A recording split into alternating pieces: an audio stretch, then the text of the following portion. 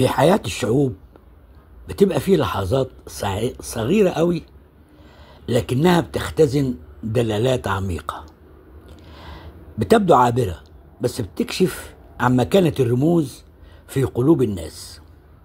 طبعا هقول لك على الأستاذ محمد حسين هيكل، أسطورة الصحافة، ويعتبر واحد من أبرز العقول اللي صاغت خطاب ثورة 23 يوليو.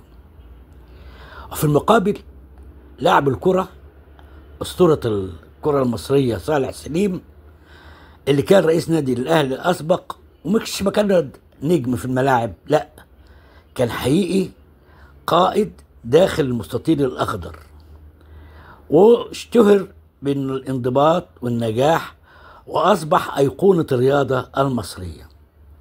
من القصص الطريفة إن الأستاذ المهندس إبراهيم المعلم عزم الأستاذ محمد حسين هيكل وزوجته والكابتن صالح سليم وزوجته والدكتور مصطفى الفقي وزوجته على عشاء في نادي العاصمة.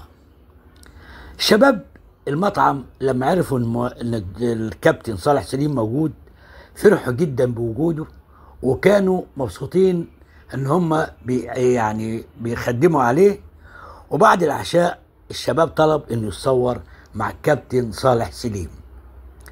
طبعا الاستاذ هيكل حس انه محدش يعرفه، رغم انه طبعا اسطورة الصحافة المصرية، وفي المؤتمرات وفي الندوات جمهوره بلا حدود وبلا عدد، كتار جدا، لكن في المطعم محدش عرفه، وعرفوا الكابتن صالح سليم بس. المشكلة بقى ان الدكتور مصطفى الفقي حب يلفت نظر الشباب الى وجود الاستاذ هيكل، فقال لهم انتوا مش عارفين ان معانا الاستاذ هيكل؟ قالوا له ياه، كمان كابتن عادل هيكل؟ طبعا كابتن عادل هيكل حارس مرمى النادي الاهلي عمل احراج شديد جدا للاستاذ هيكل، وبدل ما كان محدش واخد باله بدا الاستاذ هيكل يشعر انه غير معروف في هذا المكان.